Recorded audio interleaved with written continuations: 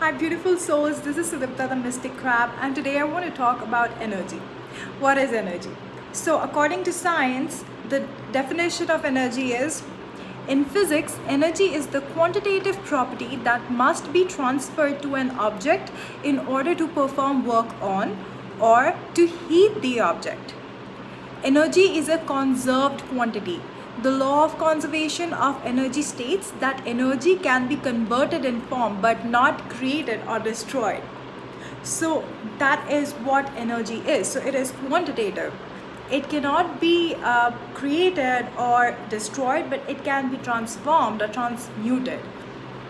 So the most small thing that you can think of when you think of energy from science perspective is everything is made of electron, proton and neutrons, and they are spinning at a certain speed, and when they are spinning they are generating a certain radiation, heat. That's the energy they are providing.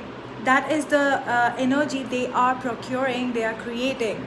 So that is how small energy is, and when those little electrons and protons get together, it starts forming atoms, and then we know how like cells are formed, and then elements are formed, and then everything else that we can see, feel around us is formed.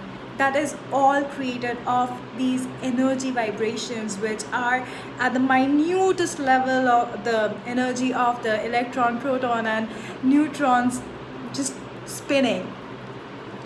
So when we think about energy, our body is also an energetic body in itself, because it is made of millions of such cells, which at the minutest levels have so many electrons, protons and neutrons. So depending on the way or the energy level, the vibration that our electrons, neutrons, protons are spinning at, that is what gives us our energetic vibe. And think about it at a cellular level. So one cell will have so many different elements which are there on the periodic table. Every cell is constituted of those elements on the periodic table, and every element has a certain number of electrons, protons and neutrons. So if that's the cellular level, that's the micro level at which those particles are creating the energy. So when these cells start clustering together and build a big human being like us, just imagine what kind of a vibration or energy is it giving out. So when we keep saying that thought is also an energy, that is why people are constantly telling us that we need to think positive. Because when we think positive, and every thought has a physical reaction, whether you realize it or not. If right now while I'm talking to you, if you think about a time where you probably got hurt, you felt the pain, you are going to feel that physical pain. You will feel that pain, and you will feel some kind of blockages or something in your stomach, or some kind of a sadness coming over you. If you've been through a breakup, if you remember when that happened, you're gonna feel that thing in your heart. You are going to feel that physical pain somewhere in your stomach, as if somebody just punched you hard there. That physical reaction, that physical pain that you start feeling is because of that little thought. That's it. That's just that little thought. Nothing happened to you right now. Nobody came and punched you right now. Nobody came and broke up with you right now. It is from past. So you see how our thought can affect us. So that is why when we say that think positive, you can transmute the energy. So every time you are going back down that rabbit hole, it's always important to bring up your vibration, bring up your thought, think happy things, think about something which really cracks you up which makes you remember times when you have laughed like a maniac. Think of that one crazy friend of yours who always gets to you and cracks you up and makes you laugh. Think about thoughts which are more empowering to you. think about thoughts which are going to help you grow as a person and take you to the next level. Those are the thoughts which are going to have some kind of a physical reaction in our body and help us unclog those blockages that we create with the negative thought patterns. If you think about situations from the past, bad experiences from the past, it's going to restrain you from ever trying something new or taking a new risk in life. If you've been through a bad relationship, through a bad breakup, tomorrow you may meet the perfect person, but then you are always in that fear of, oh my god, that thing happened, that person cheated, he abused me, what if this person does that, what if it does not, what if he's an amazing person, he's the exact person, the soulmate probably you've been looking for all your life. What happens when this person walks in and you're not healed? You have not got rid of those negative energies that you had contained in your physical body because of something which has happened in the past. That's going to make you push away this amazing soulmate who was walking into your life, who with you could actually with whom you could actually have that happily ever after that you've been dreaming of. But then guess what, your negative thought patterns have got so much force on you, or they can guide you so much than you guiding them, that you drove away a perfect match for yourself. So things like this are an example of how our thoughts can affect our life. It's the same thing even if you are thinking about starting a new business. If in the past, every time you have started something and not been able to accomplish it, and even as a kid, say you have been always told that you're not good enough, you can't do something well because you don't fit into the criteria that the society tries to measure us with, the intelligence or the grades. So you start thinking that I might fail even at the business. I'm not going to take this risk. You have a perfect idea, an idea which can change the entire world, but then you are too scared because in the past you have never been validated. Why do you need the validation? Have you ever asked yourself, is that validation that you need, or is that validation your past needs? The past you needs. So it's very important to start empowering yourself and having the dialogue with yourself every time you have a limiting thought.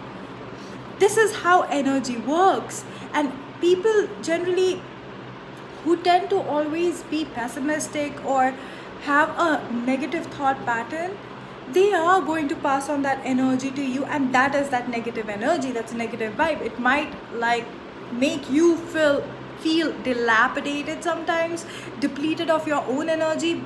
Especially if you are somebody who is always an optimist and is always looking for solutions versus just like focusing on the problems, you will come to that phase that, hey, there is a perfect solution there, but then this person is like, he's gonna find a problem in each solution you give them, because that's how their mind is trained. That is how they have trained their mind. They have trained their thoughts. That's the energy they are always in, the lower vibrations. They are always thinking about failure. They're thinking about the fear. They're thinking about what next hell might break loose on them. And if you keep yourself in their company for a very long time, even you're going to start feeling that way.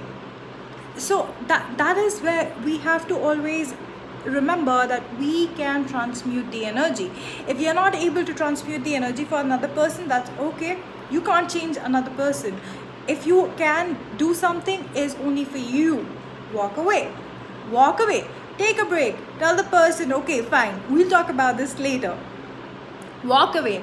Go take a breather so that you don't feel exhausted and you don't go into that negative thought pattern yourself, because that's going to bring your energetic vibration down. So it's so important for us to understand the difference between these different kind of vibrations, which can help us raise our own personal vibration and which can reduce and pull us down in our vibration fields. And what these vibrations do is, like, this is just the physical body. There's an auric field around this. So imagine the million of cells and the energy each cell has. It is giving out a certain kind of radiation. That is why if you feel your skin warm or cold, that is the radiation. That is what it is feeling.